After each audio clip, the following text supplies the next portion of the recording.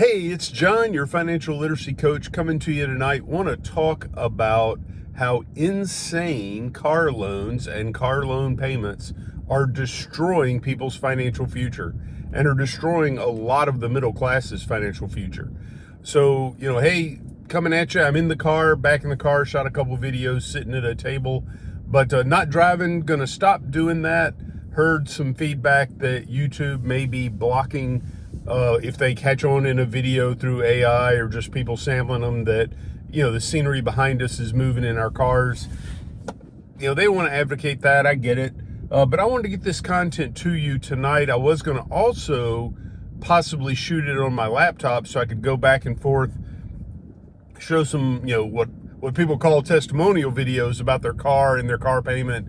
I think they're confessionals. We'll talk about that a little bit.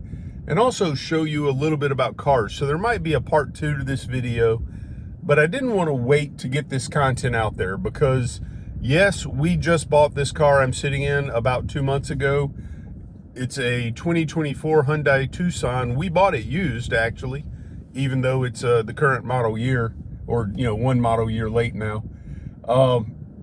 But we did that on purpose because this car my wife wanted. We found as good a deal on this one as any incentive a new one was buying. So I buy new cars, definitely for my wife and for our girls, because I want them in something with my traveling, with my schedule. I want them in something reliable, but we manage it, and we manage how often we do it. We manage how many car payments we have at any one time. And also, we don't violate some rules of thumb about how much your car payment should be optimally compared to your take-home pay. So I'm going to talk about that tonight. And I'm going to talk about where people are really setting themselves up in financial danger for an asset that, sure, we get some enjoyment out of it. And I like having nice cars. I like having cars I like that, maybe other people don't and might not be the smartest purchase. But at the same time, I don't put my family at financial risk doing that. So let's talk about this. If you've listened to other videos, if you know me personally, I live in Southern California, right? It's one of the epicenters for car craziness, has been my entire lifetime. There's some others like South Beach, Miami, Florida, places around racetracks, places with big car museums. But, out here, cars, unfortunately, are a big status symbol. And people possibly, the saying goes, spend money you don't have to buy things you don't need to impress people you don't like. But we still do it. And let's be honest, if you drive anywhere like I do, you drive in Atlanta, you drive in Dallas, you drive out here in Southern California, you drive around Washington, D.C., you just hope they see you, right? They're not noticing what kind of car you're in. Unless you're the one the rest of us are looking out for. I won't name any makes, but there's a certain make that there's a running joke that you go to bad driver school when you buy one. So if they notice your car at all, they're probably noticing like, hey, the guy in the whatever is driving like a jerk. Or they're noticing, let's be honest, Cybertrucks. First, everybody was noticing because how angular and weird looking they are.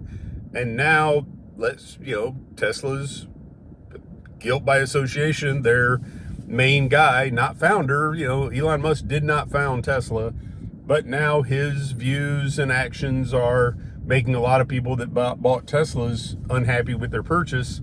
Some of them got good deals. Obviously, a Tesla with supercharger that you're not paying for gasoline, you get free supercharging. Boy, that's a great deal, especially if you got it at a good discount, or you bought it used, because you can still keep the supercharging.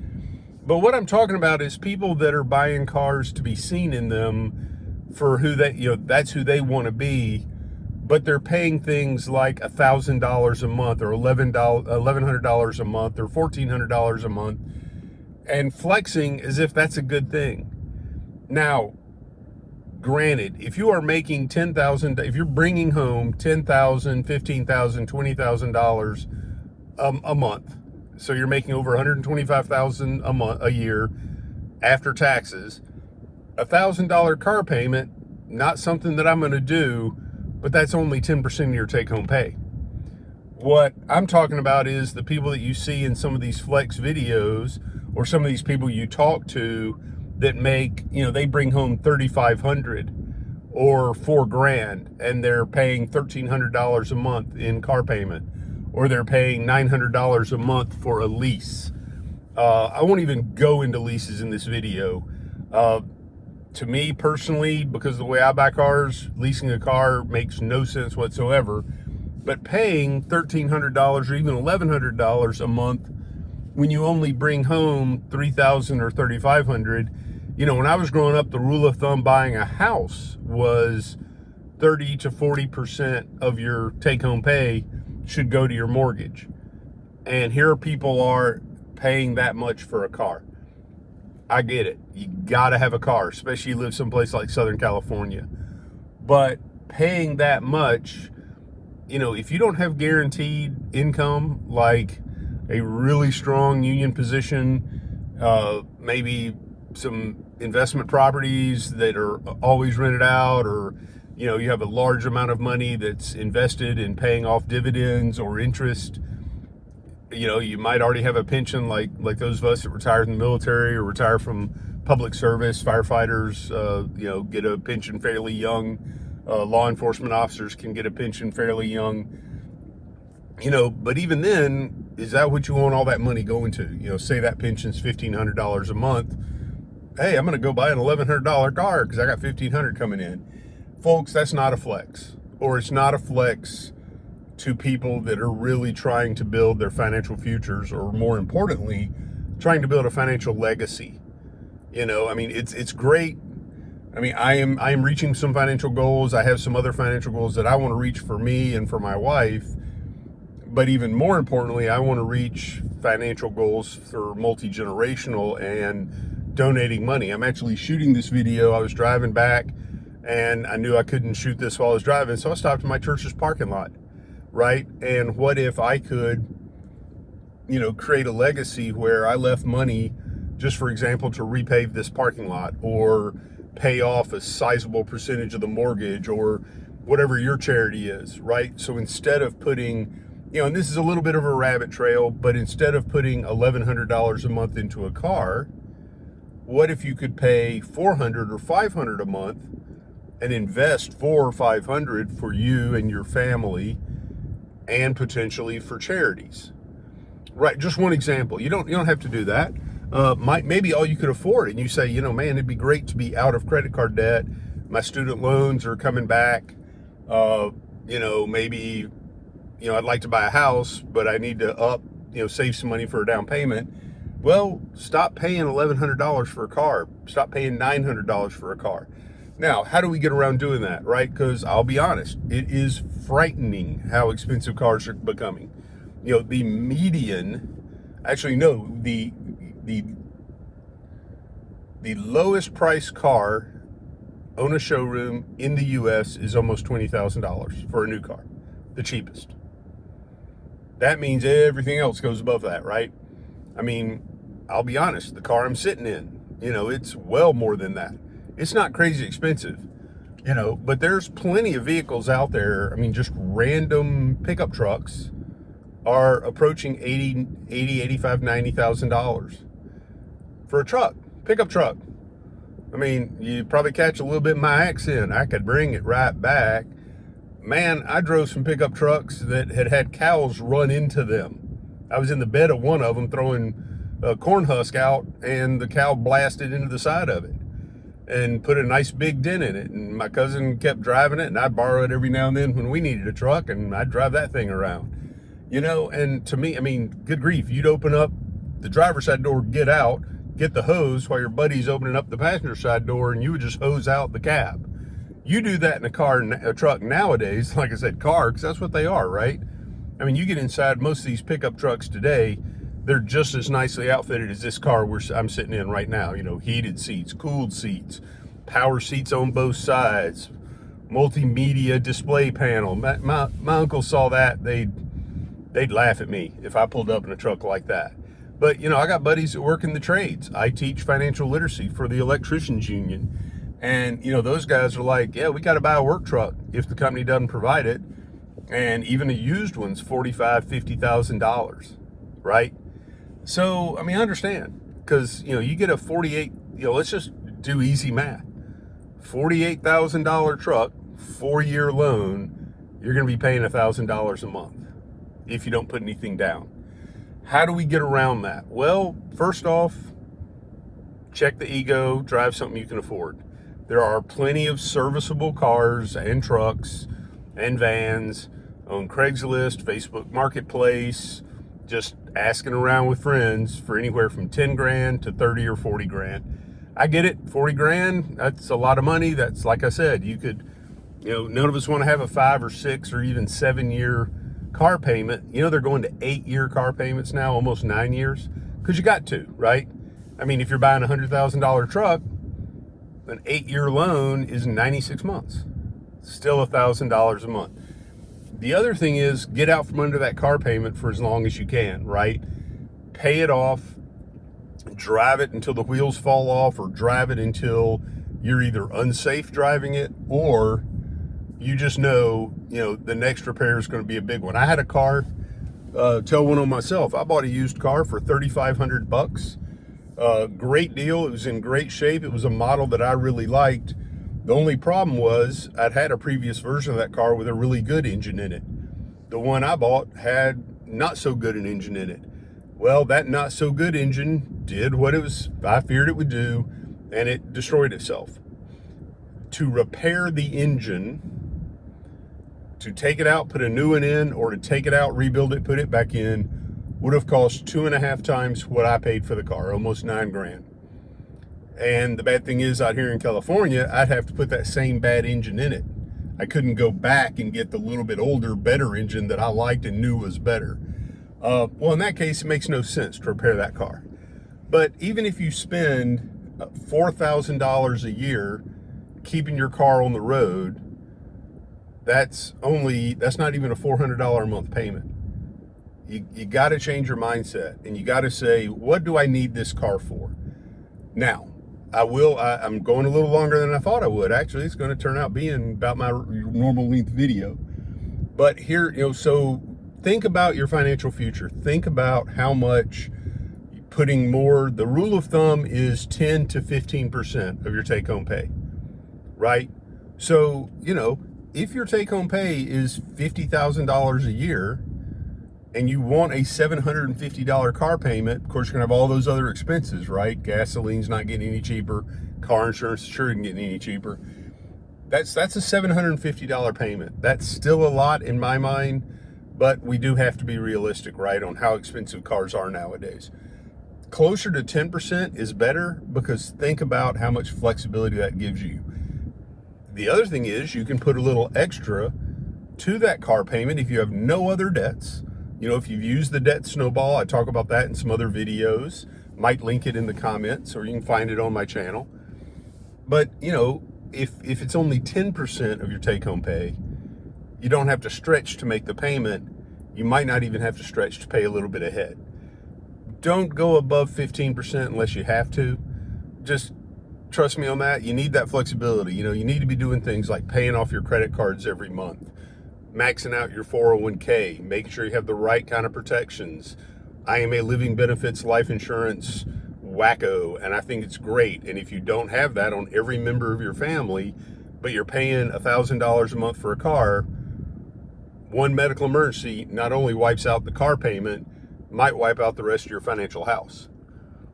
Other things that you can be doing, right? Maxing out the Roth 401k at work, maxing out tax-free savings, the be your own bank concept, build money that way. Because here's one: what if you're out from under that car payment? You've been paying between $500 and $750, maybe even $1,000 a month. You put that money in a be your own bank account. Like the car I'm looking at right now, another fun car kind of for me. I could pay for a third of it with stuff I have saved that I've done pretty well on recently. And then I could loan myself out of my Be Your Own bank account money at 4.6%. Think about that for a second. Let's say I need to loan myself $10,000 to get in this other vehicle. Not 40, not 100. 10,000. 4.6%, that means I'm only paying $460 a year in interest. Unlike some people, and I don't even have to pay the loan back. That's how the Be Your Own Bank concept works. I can pay it back, but if I don't pay anything to it at all, once a year, they'll bill me for $460 of interest.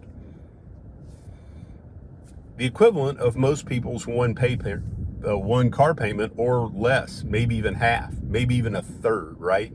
People that are paying $1,300, $1,400 a month for a car. Okay, 2 caveats, 2 exemptions to everything I just said. I have some friends that work in this industry, the financial services industry, had a very good year last year. About November, their bookkeeper and accountant calls them up and says, we need to make a decision. And they're like, it's November. What decision do we need to make? Or October. And he says, well, here's the bottom line. Because of the way businesses can write off vehicles, you can go buy a vehicle, trade yours in, and for about $20,000, get a newer, nicer version of what you have, which is about $100,000, $110,000 vehicle. Or you can send a $40,000 check to Uncle Sam. So you get trade-in off the car they owned, $40,000 equivalent tax savings, and they pay 20 to 30 grand for this vehicle. I don't know exactly what their number was. I haven't asked them. I know how the deal works though. If you have a business, if that business is incorporated, if that business is an LLC, if that business is a properly structured sole proprietorship, there are times, because of the way the tax code works, that buying a new vehicle, especially a large one like a truck, like these large SUVs that they got, it can work out to be a smart decision in the whole of your finances.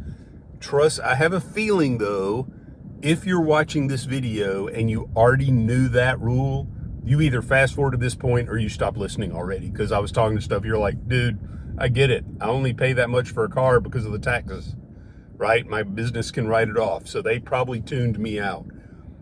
But if this is the first time you've ever heard that, start a business, get to that point. That's what I'm trying to do, okay? Here's the second caveat, speaking of starting a business.